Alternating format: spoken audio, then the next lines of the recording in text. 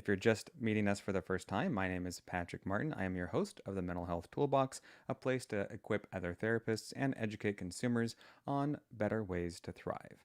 So, as we get started here, let me just share a little bit about our guest today. Her name is Winnie Wang. She is quite multi layered in her skill set. Winnie Wang is a mindfulness and traditional medicine expert, international speaker, best-selling author, and a professor in acupuncture at the Alhambra Medical University. In her private practice, Winnie applies integrative medical approaches such as acupuncture, mindfulness training, and reiki. And this is to help clients reduce their pain, fear, anxiety, fatigue, and worry. And she also has a new book out called Honoring Darkness, Embracing the Shadow Work to Nourish and Grow Your Power. Winnie holds a master's degree in the science of Oriental medicine from Alhambra Medical University and is also the recipient of the President's Award for Academic Excellence and the Internship Award for her dedication to the traditional Chinese medicine clinic. Before starting out in the medicine business, Winnie earned a dual Bachelor's of Science in Computer Science and Finance from MIT and a Master of Science degree in Integrated Marketing from NYU. And she also has some work experience over there on Wall Street. And all that to boot, she's also a doctoral candidate in integrative medicine and is currently based out of Los Angeles, California. So, without further ado, let's welcome Winnie. Winnie, thank you for joining us. Hi, Patrick, and shout out to everybody who's tuning in live and watching this recording later. I'm so grateful to Patrick for having the mental health toolbox. It's such a gift to humanity. And if you haven't liked, share, and subscribe, definitely give him a 5-star review. And we're here to have a fun conversation. So at any point, either during the recording or after, please do leave comments because we do really appreciate your engagement. And if you have any questions at all, I'd love to answer them. Well said, Winnie. Thank you for that plug. Much appreciated. Yes, definitely. If you're listening to this on the podcast, would be the replay, definitely if you can take a minute to leave a review there, it does a lot to reach more people and raise mental health awareness. If you're watching this on the YouTube channel, please do subscribe and share with friends and family. Again, the more we know, right? So, Winnie, such an honor to have you on. Thank you for making time today. I don't even know where to start with your wealth of experience. Maybe you can start by telling us a little bit about yourself and what led you into, going from computer science, MIT, Wall Street, and now into obviously you have a passion for the healing arts and traditional medicine. So, can you share a little bit about, it's a lot, but how you got here from there?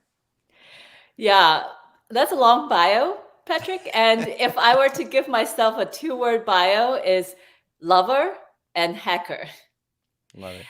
I'm a lover because I love receiving and experimenting with every kind of modality and everything that there is.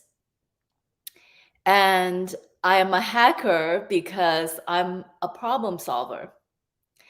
I'm all about delivering the fastest, cheapest, and easiest solution to myself.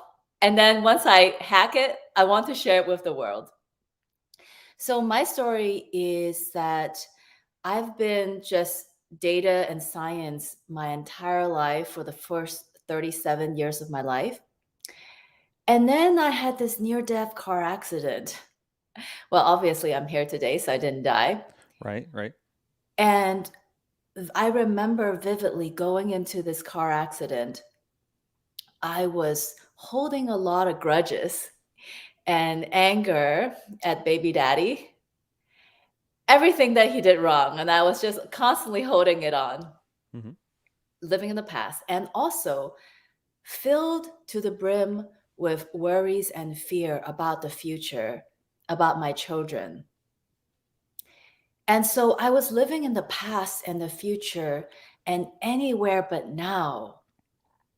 And I remember it's like 3, 2, 1. I watched the car in front of me turn into a raisin, and I thought, this is it. I just wasted my whole life.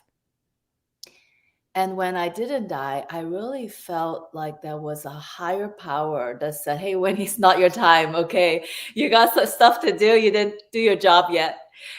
And so that was my initiation into the mysteries. And before that, I never meditated a day in my life and never believed in higher power. And since that day, I talked to another girlfriend. And what's really funny is 10 days later, I had a second car accident. And I was like, okay, Winnie, you really got to do something because there's Whoa. no car insurance in the world that can cover you if you have an accident every 10 days. Isn't that the truth? Yes. That'll get expensive real quick. Yeah, no, we can't do that. So I knew that I needed a fundamental change and it was time for a real awakening. And I started actually using this app called Headspace. Hmm. And it was just 10 minutes a day. And honestly, in the beginning, I was all about collecting the stickers because it tells you how many days continuously you've done meditation. And in the first month, I remember I would be folding laundry, peeling an orange, drinking water, walking around the house because I wasn't ready to sit down and do a meditation. And I told myself, okay, Winnie, your only job is to press play once a day to keep the sticker alive. Gotta I love it know when they gamify things, right? exactly. So, and before I knew it, 9 months passed, and I meditated every day ever since. And then I stopped paying for Headspace because I actually graduated from needing an app to guide me in meditation that I could actually do it, 10 minutes, 3 hours, doesn't matter. I can just go into condition. Wow, that's impressive, right? I've always heard it said that it takes about 3 weeks to build a habit. I think it's maybe longer for me. But that's fantastic. That's really what we want when we're talking about coping skills, right? We want to be able to have it become second nature, right? So that it's not forced. And so Yeah, you got to the point where you felt like you were automatically going into that habit of mindfulness of meditation without the need of some external prompt, right? right. And the other thing that I wanted to mention was the journey of how I became an acupuncturist. So during the birth of my second child, I had a spinal injury so that my spine became crooked. And if you can imagine, when your spine is crooked, you have neck pain, lower back pain, hip pain, knee pain, ankle pain, and even your organs can sit in the wrong place because you're crooked. And this is also part of life, isn't it? So I spent many years feeling like a loser because I have this physical handicap. I can't recline on a movie theater chair. I can't recline on a beach chair. And it's very difficult for me to get into an airplane.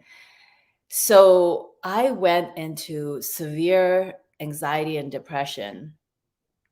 Like I would cry 3 hours a day and sometimes twice a day. And so that's sort of why I really became so good at being the mental health expert, was because, oh, I've lived all kinds of intrusive dark thoughts, you know, not wanting to be alive anymore and what's the point, and have really a major comeback. And one of the things that I really relied on was acupuncture. So in the traditional Chinese medicine, we have the five elements. So wood, fire, earth, metal, and water. And they correspond with the different organs, such as liver, heart, stomach, spleen, lung, and kidney. And what's really great is that the different shadows or emotions are trapped in the corresponding organ. So, for example, anger is trapped in the liver, disconnection is in the heart, overthinking, anxiety is in the stomach, digestive organs, grief is in the lung and fear is in the kidney. So, in other words, we all know the book, The Body Keeps the Score. Right. So, It's a popular one. literally, Yeah. exactly, literally, when I was holding on to the list of things at my baby daddy, they were trapped in my TCM liver. And the TCM liver is also associated with the storage of menstrual blood. So, in the clinic, I see people with breast cancer, with ovarian cysts, with chronic UTI, with PMS, irregular menstruation. And all of that is actually because women have suppressed anger, right? Because we have to put on these people pleasing, smiling mask. And when we are speaking the truth, we are shamed. Like, okay, we're called the B word. Mm-hmm. We're called, Thanks for keeping it G-rated. yeah. Yeah. We So, all get it. yeah. Okay. So basically, it's not very safe for a woman to express her anger socially. It's not accepted. And so over time, this thing becomes a problem. So when I am, as an acupuncturist, people come to me with chronic UTI, with, breast cancer, ovarian cysts. They come to me with a physical manifestation. I call that the data, the report card, right? Your body is screaming out loud for you to pay attention to the unhealed anger, grief, fear, shame, unworthiness, right? Manipulation, all of this stuff. So it's so interesting because people are like, oh, Winnie, you don't have a psychology degree. Why you talk about Carl Jung and shadow work? What is why do you do that? I said, because in the clinic, I can only help one person at a time. But if I really write a book and tell everybody about it, then I can help a lot of people. And one of the things that I personally encountered was I have clients who've had anxiety for 20 years, and they've been in talk therapy for 20 years, and they still haven't graduated. And because I'm this MIT nerdy hacker, I realized what the bottleneck is. The bottleneck is not the skill of the talk therapist, but it's the fact that talk therapy is designed where the client shows up and they talk about whatever they want to talk about. So it's very hard. Yeah. It's hard to address the blind spots. So for example, if I were planning a wedding, maybe I remember to buy the dress, but I forgot the cake. Maybe I remember the cake, but I forgot the flowers. Maybe I remember the flowers, but I forgot about the videographer.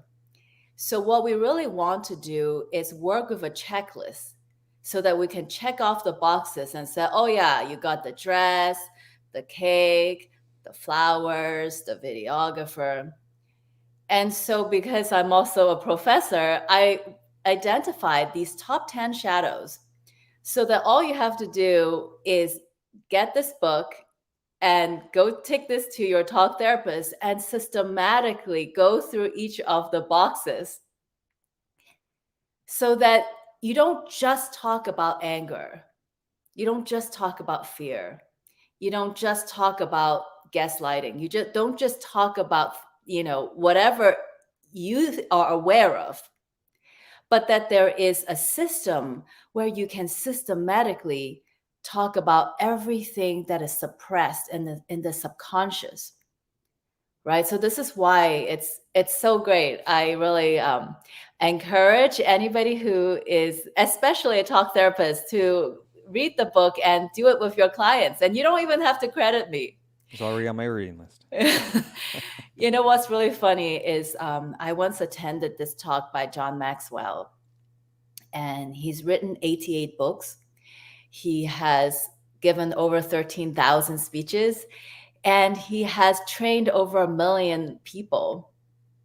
And he said, if you quote me and use any of the materials in my book, just use it. I'm so happy for you to use it, right? If you find value, do it. So from the bottom of my heart, I hope that if you're a talk therapist and you're listening, if you love the book, just go ahead and use it in your clinic with your clients and get great results. Thank you. Yeah, I know there's a lot to learn, and I don't like being, a one-trick pony, as a therapist. That's why I love having a lot of tools in my toolbox, not just solution-focused therapy, but CBT and a personal psychotherapy for depression, seeking safety, as many tools as I can get to approach problems because it gives us a different lens by which to view them, and because not everything can be attacked from the same vantage point in therapy, right? Much like you're talking about with talk therapy. I'm not, I should say I'm very open minded. I know that there's more than one way to cook an egg, and I know that my way is not always the best way, and which is why I am so excited to have you on today because up till now I know little to nothing about traditional medicine and how we address mental health from that direction. So I'm learning from you as much as anybody else watching and listening right now. This podcast is a very selfish endeavor for me because it's how I get maybe unaccredited CEUs and how to address things, and the more you know. So I'm all for learning how Oriental medicine, traditional medicine, Reiki, shadow work can be used to address a lot of these salient issues of the human condition. Like you said, these prime emotions, as well as I think it's pretty well accepted that containment, resentment, anger festers, right? But just because somebody has tunnel vision on a particular grievance with life through a negative lived experience, it's very easy to bring that to session, for example, in therapy and just hammer it to death, you know, and vent, which venting can be cathartic, but oftentimes it's the things that are not top of mind, the things that are being neglected, that are a back door, right, to healing. Not the thing that we think is necessarily the problem. And so I'm really glad that you brought that up. And I'm curious how we go about addressing that through traditional medicine. Can you enlighten us a little bit about that approach? Yes, I love that question. And I truly believe that talk therapy and acupuncture should be best friends. It's a collaboration. And here is the example. Client shows up and they have cavity. You bring that to an acupuncturist that can take care of the physical manifestation, right? Because we already said the body keeps the score. So you need to do body work, move the energy in the leg, in the shoulders, in the neck, in the organs. So you need to heal at the body level. We always talk about soul, mind, body, right? So talk therapy is at the mind level. So you need to go to a body expert that can take the blockages out of your body. However, if all you do is go to the dentist and take out the cavity, but you don't look at, are you brushing teeth? Are you eating too much chocolate? Then doesn't matter how frequently you visit the acupuncturist, because if you keep eating chocolate and don't brush teeth, you're going to get more cavities, right? So this is where you need to go to a talk therapist and do shadow work to look at how you are literally creating these cavities, right? So most acupuncturists, they just specialize in the body. Hmm. And most talk therapists, they specialize in the mind.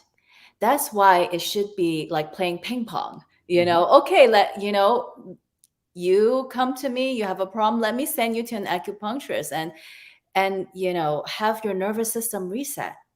That's the other thing that's really important, is a good night's sleep can relieve so many mental health problems.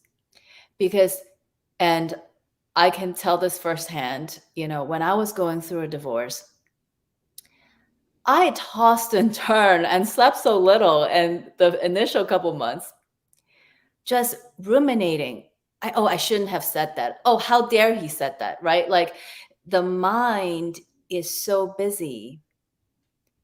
When you go lie on the massage table and just have somebody put some needles on you,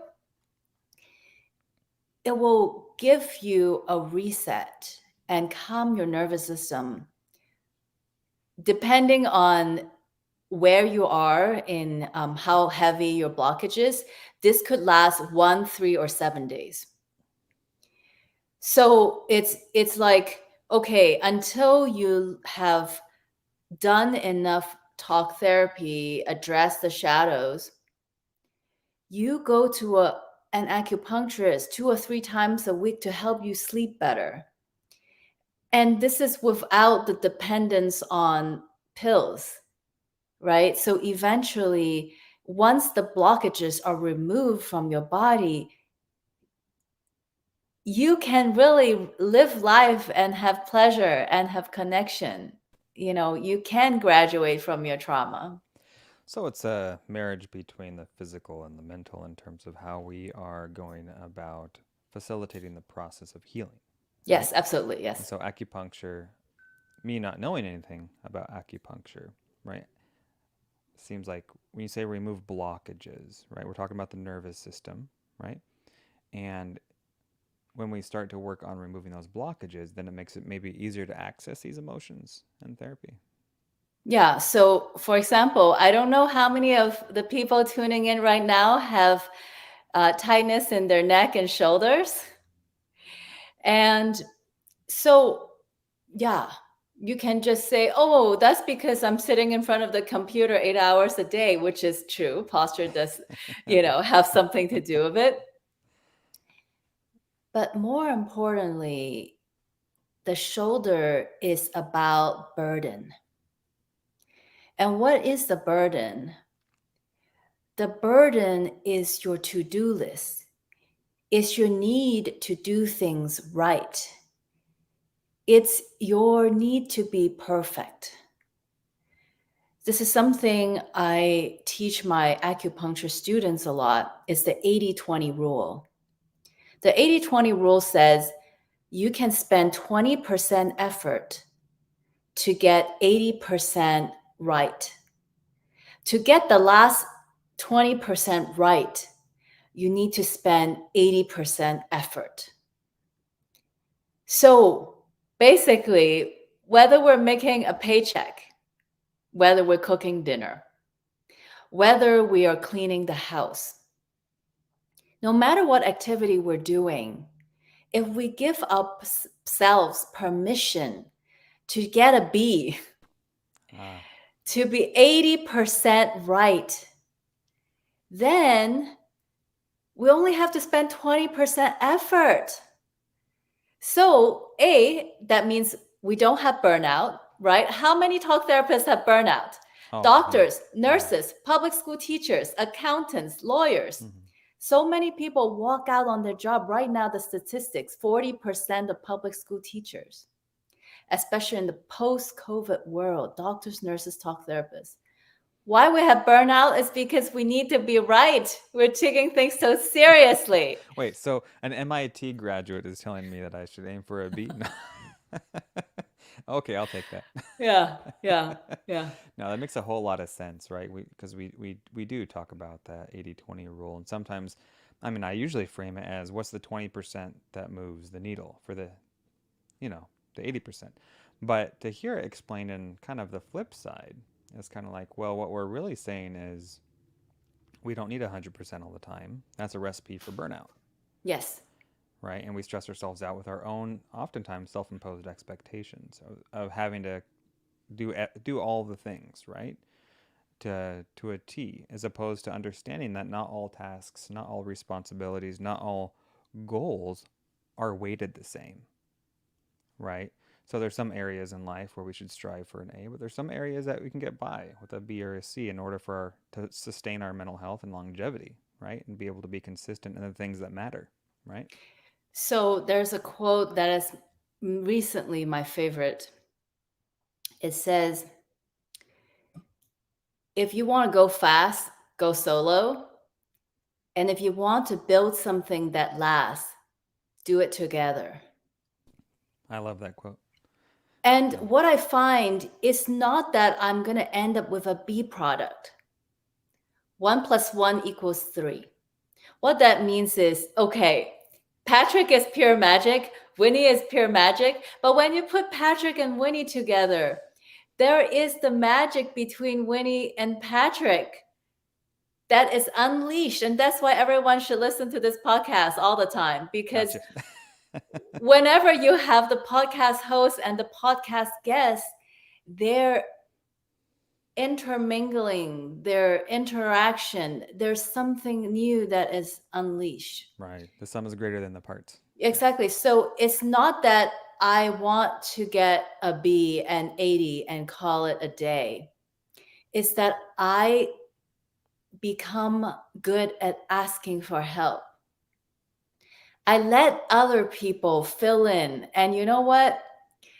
In my experience, I do 80 and then I say, hey, come help me. Sometimes people come in with 40 and then I got even over 100. Right. That's a great analogy. Yeah. Absolutely. So it's like A is more fun and B, I get nourished. I think a lot of the times people feel burnout because let's talk about talk therapists specifically, because I do think a lot of talk therapists are burnt out because they go into these sessions. And I do know that, you guys have this protocol where you are supposed to be the receiver and not bring your own problems into the session. I do respect that protocol and tradition. However, what I find is if I think the world is black and white, you know what? I'm the white lab coat, which I do wear in the office, and the client is coming in with darkness. It's very exhausting for me to keep being the light and staying the light and giving you the light. What if, and I don't know if the listeners know the Tao symbol where there's the black fish and the white fish and there's a Please black dot and a explain. white dot. Okay, so the idea is nobody is all white and nobody is all black. So when I go into a session, I allow myself to be nourished by the client. And, of course, I have to respect that they're paying me. So, I'm mostly there. This is, again, the 80-20 rule, right? So it's mostly 80% for them. But sometimes I will ask them a question. And I think Dr. Gopamate calls this the compassionate inquiry method. I ask them, oh, what do you think about this? But truly, it's because I also have the same problem and I want to hear what they have to say about it. I love it. What I find is sometimes, now I'm going to use the big word, the G word, God, but if you don't like that word, substitute with source or universe. But I believe that God speaks through everyone, or you can say that we are all made by the source and we're all equal and we're all teachers in something. So, okay, so let's say my client comes in and they have parent-child relationship conflict. And then I'm thinking, oh yeah, I have parent-child relationship conflict too. But instead of talking about my specific problem and expecting it to be solved, I will pose a question that will help her and help me. Much like us just podcast hosts and podcast guests having a 50-50 equal respecting relationship. It's like, Authentic, why? Right? Yeah. Why do I think I know better than my client? Maybe my client has read some books that I haven't read, right? So I'm giving my client opportunity to nourish me. so that at the end of the day, I actually feel more nourished because I had a full day of my clients shining their light on me. That's a really great nugget, right there. I hope everyone's listening and really grasping onto this concept that to avoid, burnout prevention is very much a part of being recharged by the work we do, right? And that a lot of that goes back to our expectations, right? If we see ourselves as having to have all the answers, of course we're going to get burnt out. But if we learn to be constant learners from the people we serve, not only are we going to meet them where they're at, but we're going to serve better, and we are taking a strengths-based approach with our clients, right? And I mean, that's one of the things I love about the helping field, right? Is being a counselor, a therapist, is that I am constantly learning from my clients. And absolutely, I think using it as an opportunity to explore for them when we talk about coping skills, it's not just the prescribed coping skills. It's what has worked for you, what's worked in the past, and a lot of those lived experiences, a lot of those tactics, personal development, are things that maybe we haven't even considered, right? And so we're constantly learning as a therapist. We can be a sponge, like you said, for sometimes the negative energy, and we find a way to kind of dispel that for them. But it's also about absorbing a lot of the positive energy and then feeding that back to the clients, right? And being Okay. the mirror for the positive, not just affirmations, but the knowledge, to be a sounding board for the knowledge, not just the complaints. Yeah. You hit the nail on something that I want to address, which is everything is energy, Hmm. right? If your client comes and say, "Oh, my husband cheated on me. I'm really angry," or my daughter has autism and I'm really worried and I don't know what to do with her, right? So now they have vibrations of anger and fear. So then the question is, we are who we breathe with, right? And it's true. So if I breathe an hour with my client, it's very hard to not pick up the anger and the fear. So then the question is, A, how do I clean myself between clients so there's no cross contamination, right? So, like client one walks out, I got to do something to clean myself so that whatever I picked up from client one, I don't then bring it to client two. In acupuncture, that's like washing hands, right? If the Mm-hmm. first person has a cold, I don't want to give the cold to my second patient. I have to wash my hands like 4 or 5 times an hour. So, number one is, do you know how to clean yourself from the anger, fear, shame, guilt, unworthiness that your client came in? And number two is, at the end of the workday, how do you clean yourself so that you don't bring it back to your wife, your children, right? So that those are two different things. It's like, okay, my appointment book 9, 10, 11, 12. Like, how do I very quickly Mm. clean myself between clients? And then challenge number two is, how do I completely reset so that I can not bring my work into my home life? Wow, that is so important. So important. I think because in the helping fields especially, because we change gears so much because we have a lot that we're managing back to back and we're changing hats. It's crucial, if not imperative, for us to find ways, like you said, to reset. And I will the way I've learned to do this in 12 plus years of counseling is to try and create a slight buffer, like you said, between sessions. And that could be something like going for a walk. That could be listening to a podcast or listening to a podcast and going for a walk. Oftentimes it's power naps for me. Like I'll go to the car and I'll rest my eyes, or if I'm working from home, this couch behind me is that's my reset. I'll take 5 minutes, 10 minutes, and I'll just use that as an opportunity to, like you said, free my mental space to switch gears. And that is so important that we take that time, right?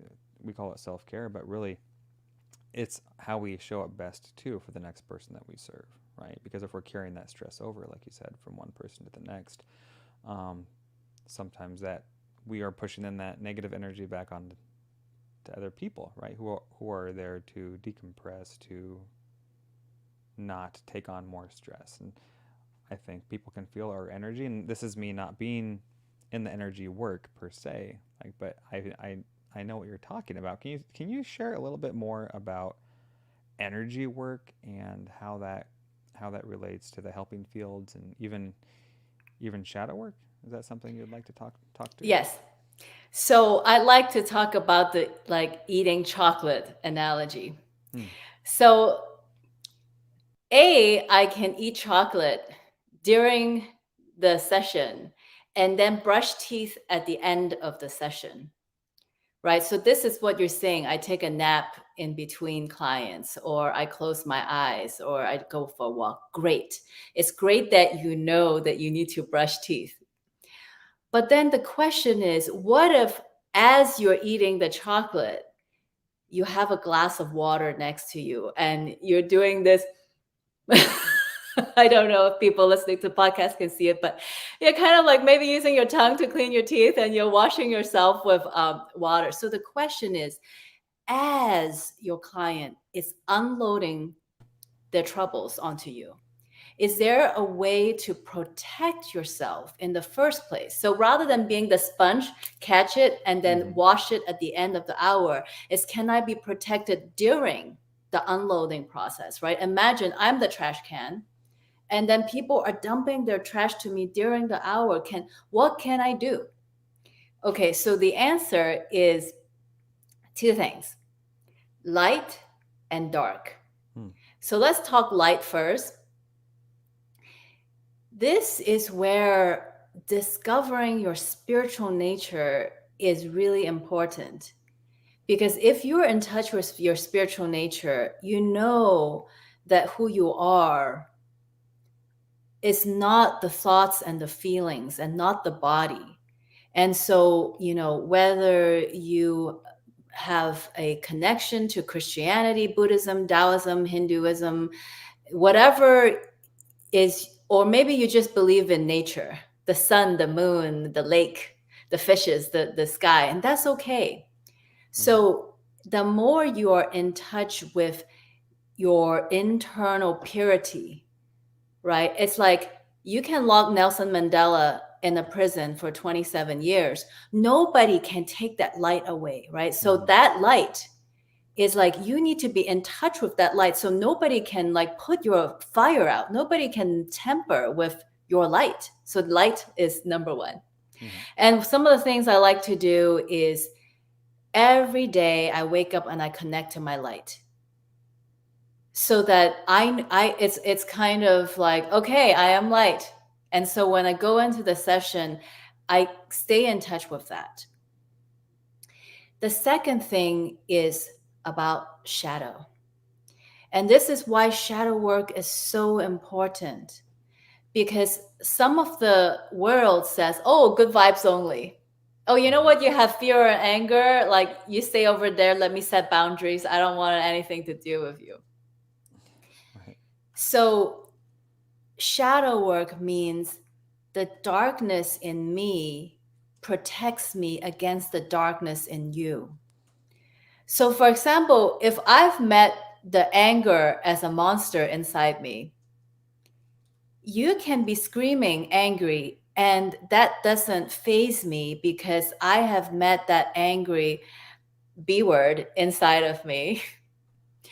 And then, same thing. It's like it doesn't matter how dark you are. You can talk about intrusive thoughts, ending life.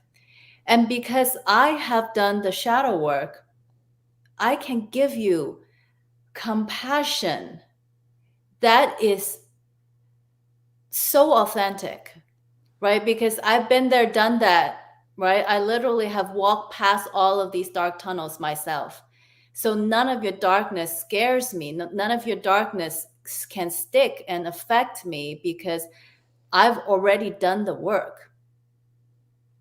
So if you every day connect to your spiritual nature, that you are light. And secondly, do the shadow work so that you have met the deepest, darkest parts of you. Then you don't even, it's like you can't even It's like you're a diamond, right? Like other people can put mud on you. It's like nothing can touch the diamond.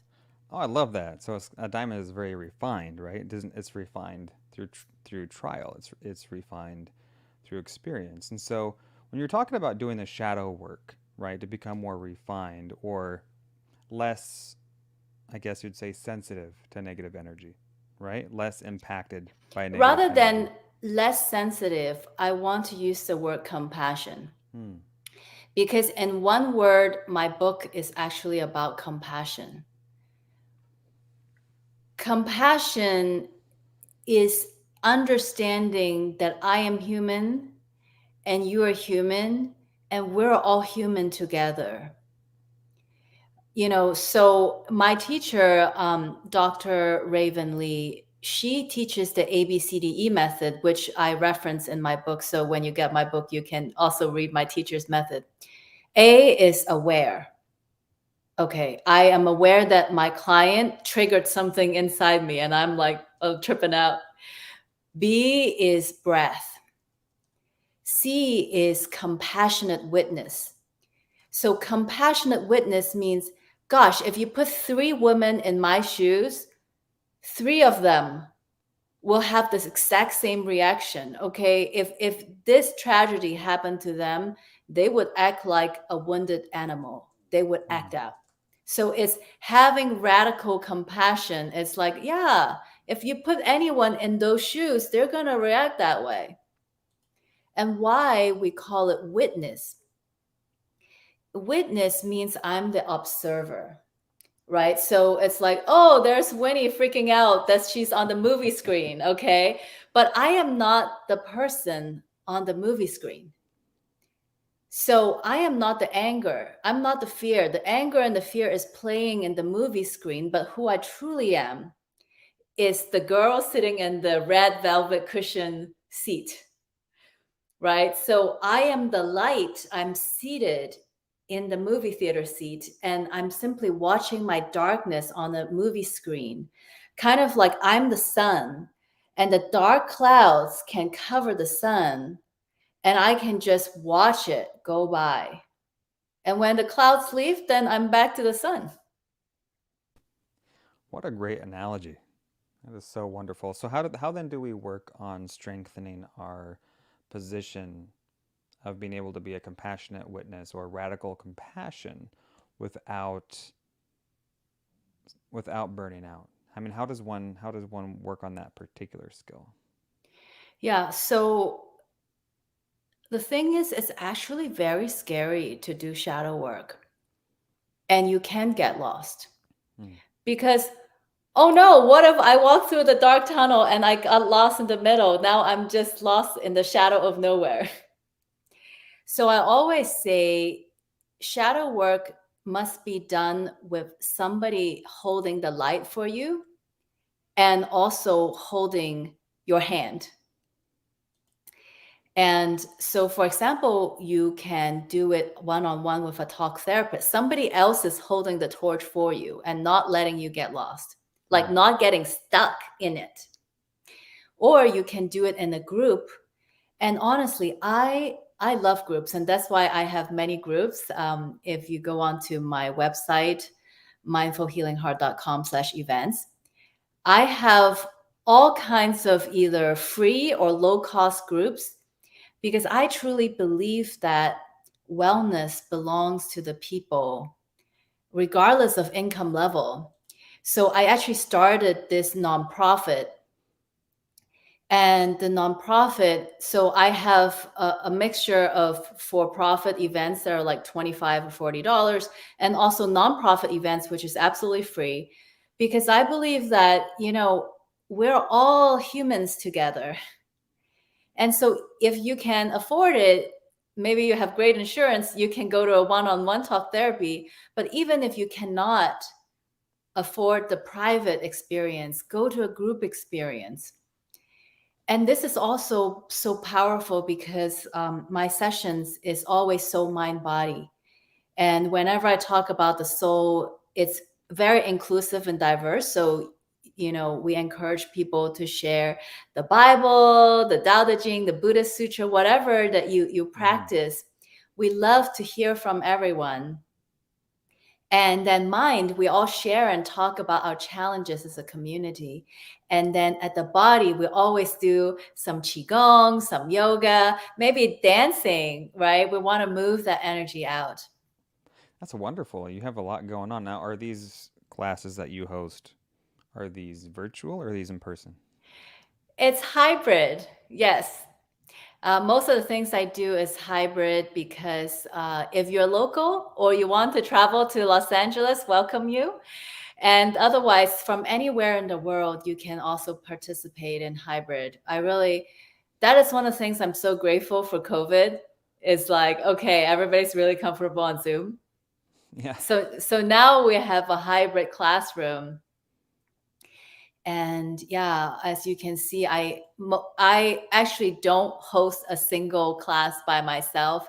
Everything is in collaboration because I also want to be nourished in everything that every event that I do, I want to be nourished. So I want to sit back and let somebody do the teaching and I I love it. receive. Yeah. I mean, of all the groups I've co-led, it's certainly there's a much better energy when you have another facilitator to bounce off of and to learn from and learn with, and I think it makes for a better energy in the room. So that's great. I love your model here. Now you do have you said a nonprofit that would be Compassionate Transformation, right?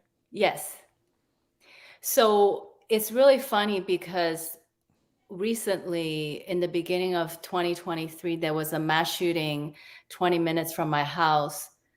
And that was when I really had the wake up call and said, I need to do something.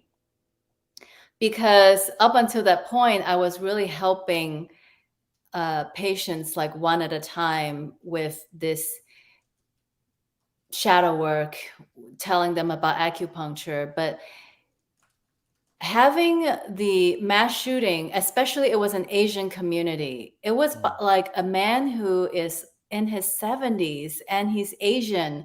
And it was against every stereotype that I had. I thought that Asians are not violent. I thought old people are not violent, but it's not true.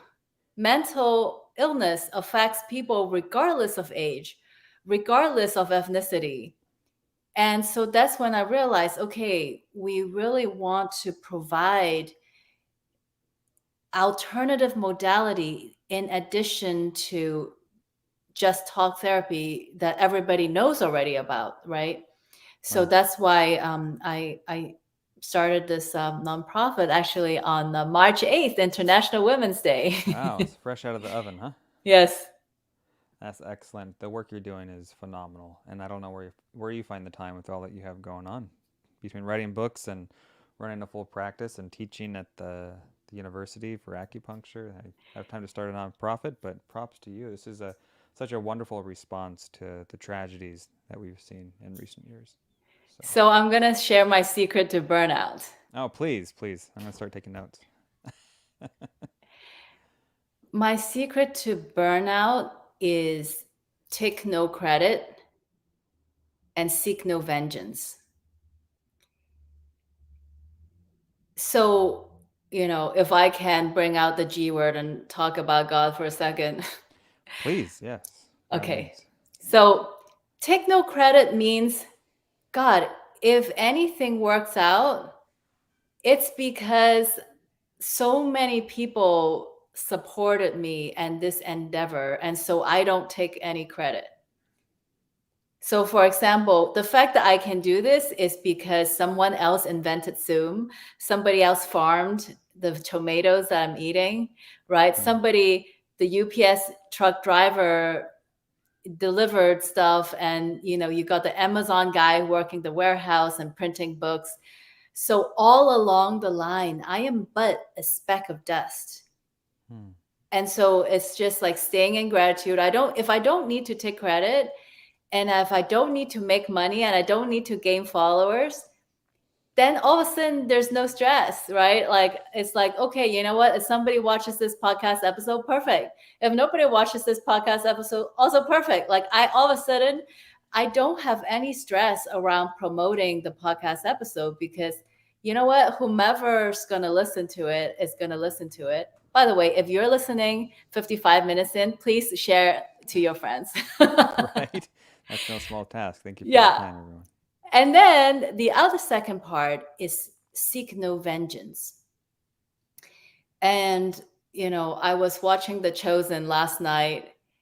And actually, this is where the seek no credit and vengeance came from, where, Jesus does something and he doesn't even take credit. And we don't need to seek vengeance when something is wrong done to us, because we can rest in Christ. We can Amen. give this burden away. And I can also speak this in the Tao or the Buddhist or the yogic tradition, because, I always believe that I'm a safe space for people to discover the spirituality, Mm-hmm. right? So in Tao, we would say, the river just runs. The river doesn't say, hey, I nourish this plant and that plant, and you need to pay me back for nourishing the tree so that you can Mm. grow. The river doesn't want the tree to give thanks. No, just the river's just doing its thing. And then the river doesn't stop and doesn't apologize. And you know what? If a rock got into the river's way, the river doesn't get angry and say, hey, rock, you're in my way. Get Mm. out. No, Mm. the river doesn't say that. The river simply moves around the rock and continue down, just following the gravity, following the path, and going back to the river goes into the sea goes into the ocean. And it's the idea that everything goes back to the source, or you can say everything comes from God and everything goes back to God. So whether you want to talk about the Bible or the Tao, it's really saying the same thing, which is just be in the present, right? Where I said I was holding on to the past, that's Mm-hmm. vengeance. Mm-hmm. Where I was living in the future with fear, right? That's because I want to seek credit. I want to make money. I want to get paid for what I'm doing, right? So if I don't worry about getting paid and I don't worry about people who wronged me and I just enjoy in the present moment, then I just become like the Tao, or, one with God. Absolutely. So to be of service, to be present, to maybe be careful about our expectations and attaching expectations to our actions, right? Per, rather to just be of service the best we can. And that is compassion, to be empathetic for the position of others and see, show up the best we can for ourselves, for other people, right? And let God, let the universe take over the rest, right? Absolutely. Mm. Letting God take care of us, letting Tao, source, universe take care of us, that is the secret to not burning out. Right. So in its essence, because I'm new to the idea of traditional medicine, I'm new to acupuncture. However, I will be taking you up on the acupuncture since it turns out that you live locally. I can't wait to check out your practice, and I'll report back if anybody's interested on what that experience is like. I recently discovered chiropractic, and I had my second session today, and that's already doing wonders. So I can't wait to see what else is out there in the holistic world.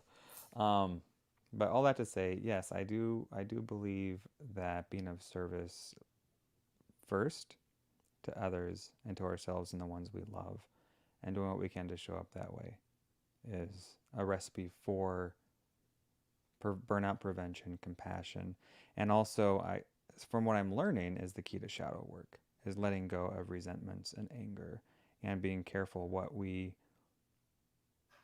ruminate on, kind of like you were talking about after your divorce and before the car accident even, and that was a wake up call for you about the big picture. And we hear this all the time when people have near death experiences, when people go through extreme losses. It kind of puts everything in perspective about the things that we were so preoccupied with before, right?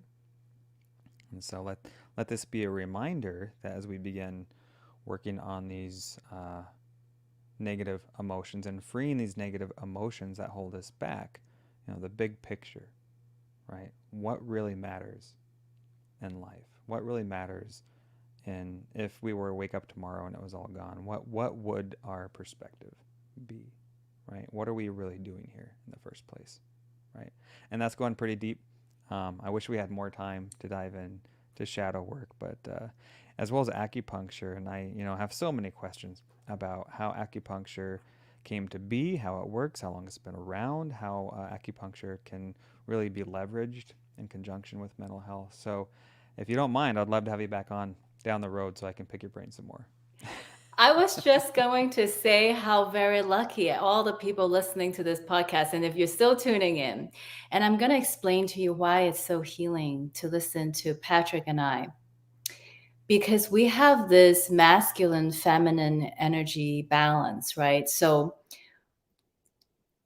Patrick is the structure. He is grounding, he is calm and laid back. And so when you listen to Patrick talk, there's something so soothing and grounding and stable about it. And meanwhile, when you listen to Winnie talk, she is a bundle of joy, right? She is really happy and joyful. And I think that when we do therapy, a lot of people resist therapy because they think, oh my God, I don't want to talk about all my problems.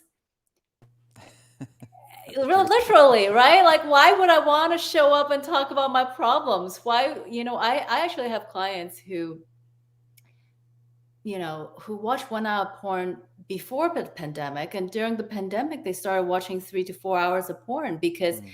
like, as humans, we don't actually want to address and face the pain. We'd rather be in denial. But I think that where I come in is I really bring in so much joy. It's like the poster child. Okay, after you do the shadow work, this is what you look like. Okay, like, don't you want to do shadow work? Don't you want to, like, take the book and then take it to a talk therapist and do the exercises at the end of every chapter? So it's the balance of calming by Patrick and also the joy and laughter. That therapy is fun. That's what I do. Like, all my groups are fun. Yes, as it should be, right? We can learn how to have fun in everything we're doing, right? To improve the moment, to be present, and personal development can be fun, right? That Yes. can be fun. So I love that you're taking that approach. I love your energy. You're definitely a compassionate and passionate person about the work you're doing. So I really would love to learn more as we move forward about all the things you're doing. So definitely, you're always welcome back on, Winnie. And if we want to learn more about you and the work you're doing, you're very active, of course, on social media. Here's your Facebook, right? Work you're doing there. Here's your Instagram.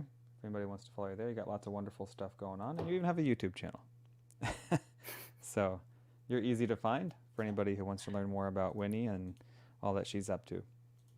So with that, I really, really appreciate your time, Winnie. If there's any more questions, we have about 5 minutes. If anybody wants to shoot a question in the chat, maybe we could do a quick rapid fire. Sylvia, I think you had some questions, Sylvia, about acupuncture, maybe? Give her a minute. I am curious, how long has acupuncture been around? Oh my God, thousands of years. Yeah, a long time, right? Yes, yes. Yeah. And it literally works for everything. I mean, my medical license on the line, I'm not supposed to say it treat anything, Right, of course. but I've just had so many personal stories, even as a student, to overcome many challenges, coughing, it solves all my problems.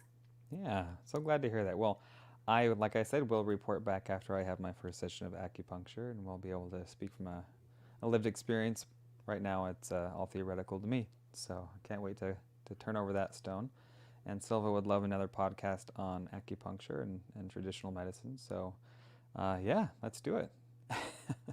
Be great to Lesson hear is that. simple. It comes from the premise that we're all perfect. Yeah. And there just happens to be some blockages to our perfection. So when we move the blockages, then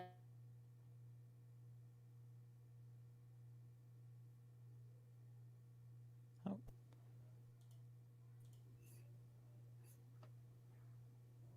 there we go. I think you cut out there for a second, Winnie. It's all good. But did catch that, we're all perfect. We begin perfect, and then we kind of collect debris, right? As we yes, go through yes, life, we collect yes. debris, and we get kind of bogged down, just like a computer gets bogged down with all the cookies, and things get out of order, and we have to what we used to call fragment, but clear things out, get things back moving good, and acupuncture can help with that. It Another sounds like you should talk medicine. about Yeah. acupuncture. You Yeah. you nailed it. I would love to learn more. I'm just Yeah, echoing your wisdom. yeah. So let's uh, let's do something in the future. Do another podcast. Learn more. Lots to learn. And with that, I really appreciate your time, Winnie. And you have a fantastic week. Thank you, Patrick. Thank you. Till next Take time. care, everyone.